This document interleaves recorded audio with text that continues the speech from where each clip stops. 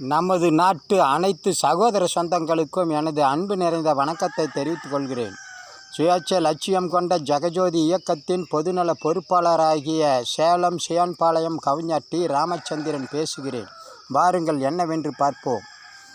நமது நாட்டில் எத்தனையோ கட்சிகள் ஆயிரக்கணக்கில் இருக்கின்றது.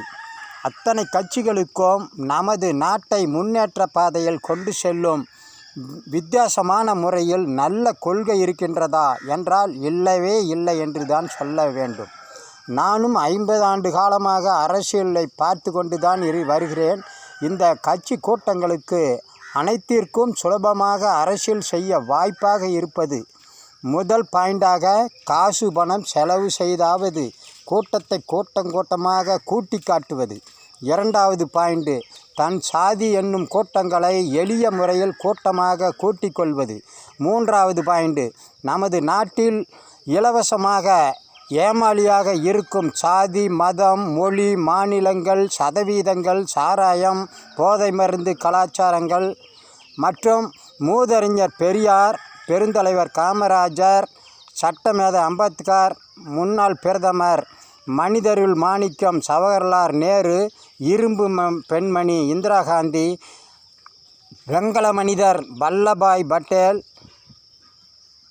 புரட்சி தலைவர் எம்ஜிஆர் புரட்சி தலைவி ஜெயலலிதா முத்தமிழறிஞர் மு. கருணாநிதி போன்ற பெருந்தலைவர்கள் செய்த சாதனைகள் போன்ற இவைகளெல்லாம் இல்லை என்றால் சாதனை அத்தனை கட்சிகளுக்கும் அரசியல் செய்யும் வாய்ப்பே இல்லை என்று சொல்லலாம்.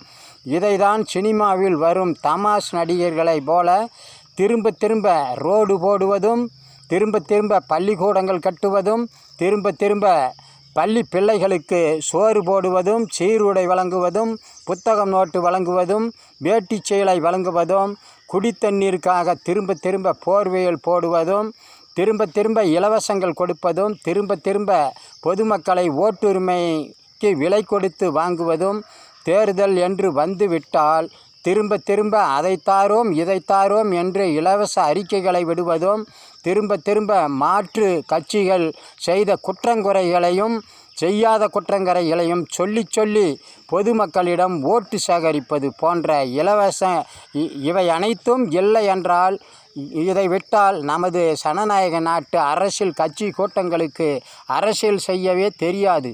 இதுதான் நமது நாட்டு பெருந்தலைவர்கள் கற்றுக் கொடுத்த பாடமும் சேர்த்து வைத்த சொத்து சுகங்களுமாகும். இதை கொண்டுதான் அரசியல் கட்சிகளில் பொழப்பு நடந்து கொண்டிருக்கிறது என்பதை தெரிவித்து விடைபெறுகிறேன்.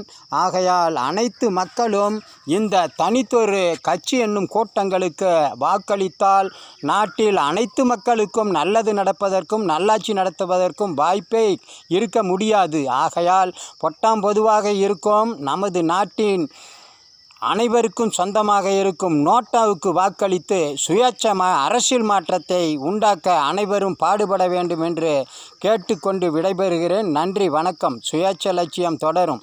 மீண்டும் சந்திப்போம். தூண்ட சிந்திப்போம்.